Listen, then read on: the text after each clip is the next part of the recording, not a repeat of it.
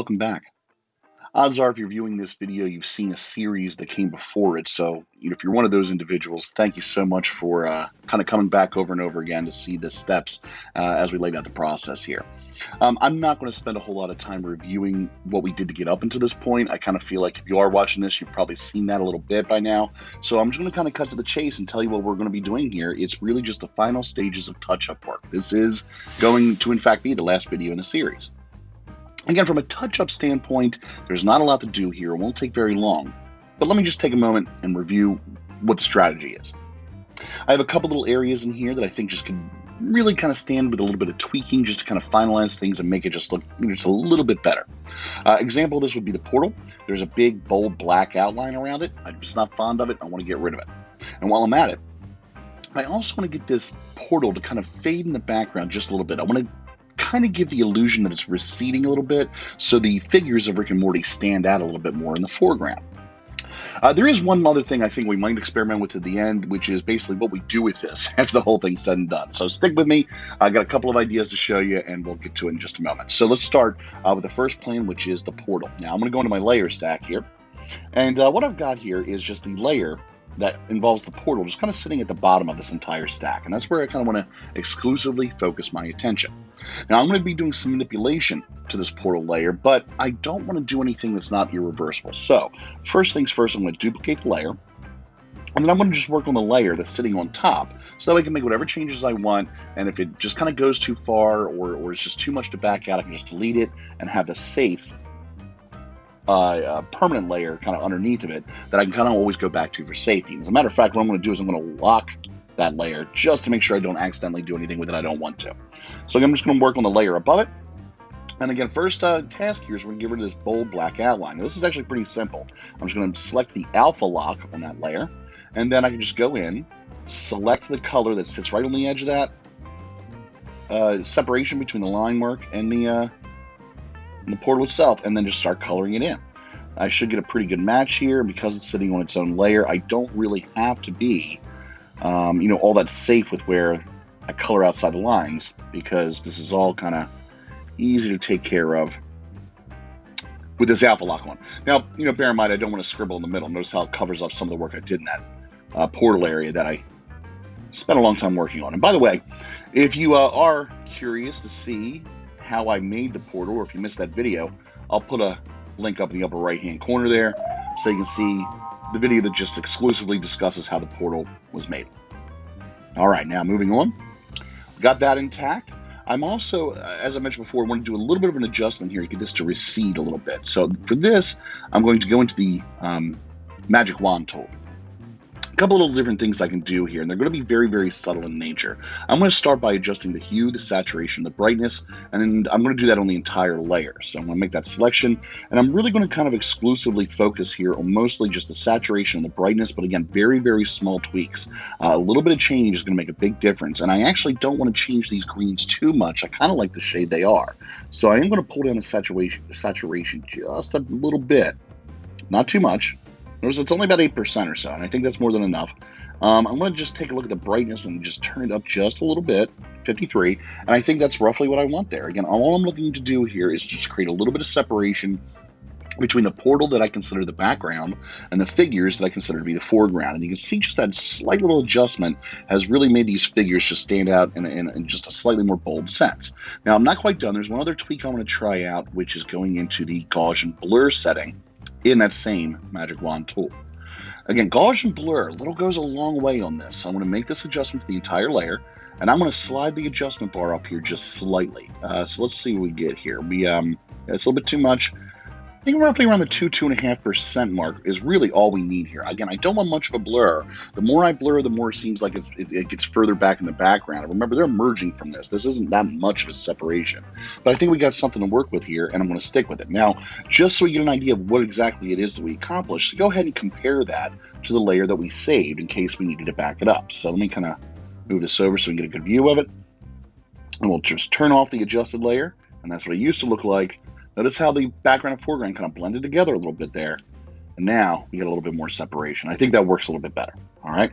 So let's go ahead and we'll go up to the top of our layer stack. I'm going to go ahead and add just a couple new layers just kind of up the top here somewhere. So something that kind of sits on top of everything. What I'm attempting to do here more than anything else is, you know what, I don't like that.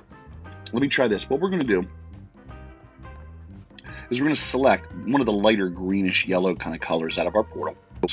Scribble in something that's meant to kind of like loosely look like just some bubbles or something like that along the waistline of the Rick and Morty figures, okay? Just something, again, that kind of gives this idea that this is the space that they're kind of emerging from whatever space they occupied before they went to the portal to the portal itself right now. And just a couple little random things there. And that's it. Now, I'm going to go to a layer above it. I'm going to select the whitish bubble color. And I'm going to be a little bit more discerning about where I put this. The point is that I want to use the kind of the greenish yellow as almost like the shadow for these bubbles. And so what I'm putting in with the white here is just kind of like the highlights. So I want to kind of create something that looks almost like a cloud, maybe. Might be a good way to describe it. You know how the shadows of the clouds usually kind of sit underneath and get those nice little cottony bubble shapes. Just like so.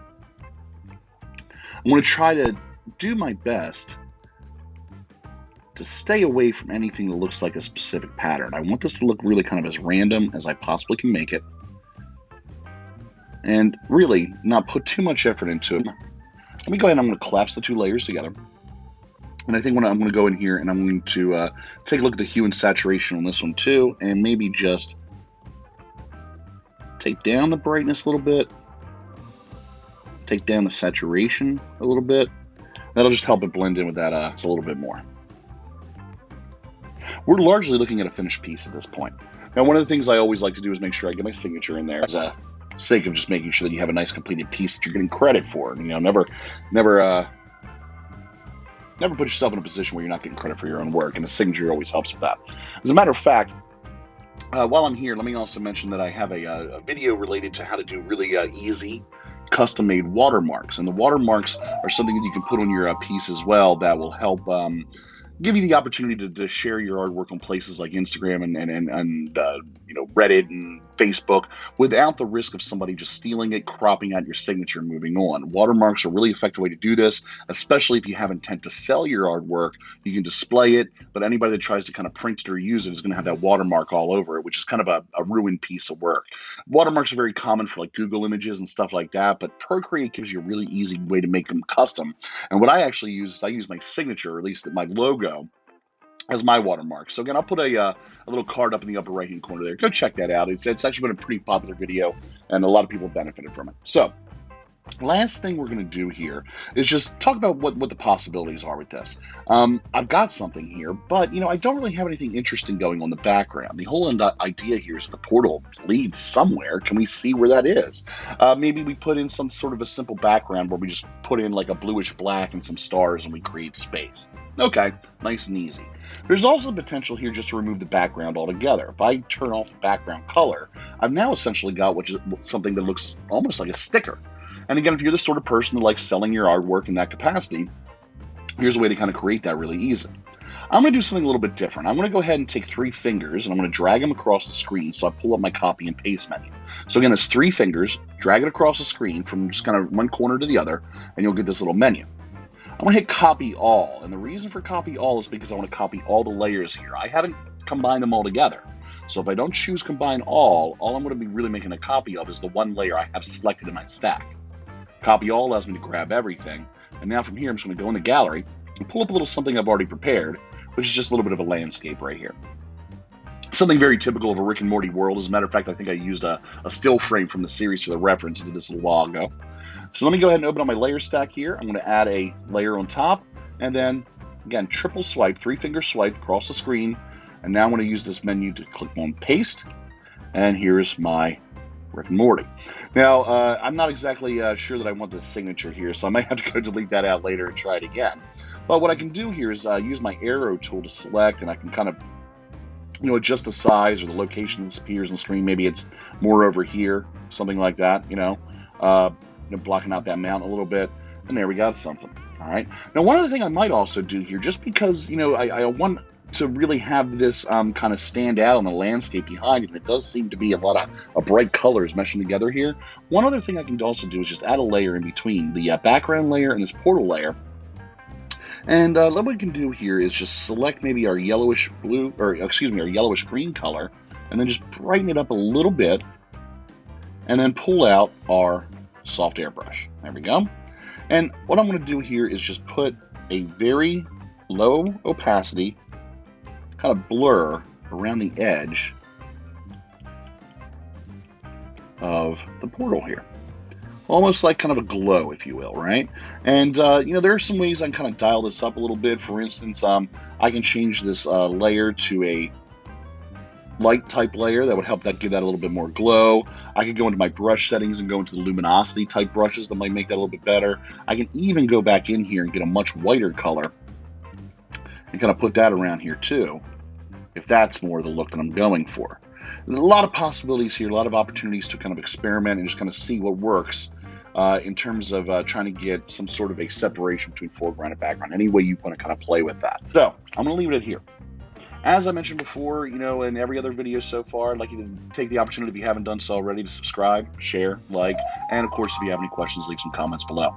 Again, this is the end of the series, so also, if you have any ideas of something you'd like to see in the future, any subject matter, a caricature, a cartoon, anything like that, leave a comment. I'm looking for ideas, and I'm happy to make some more videos about them in the future. All right, thanks again, and take care. Have a great day.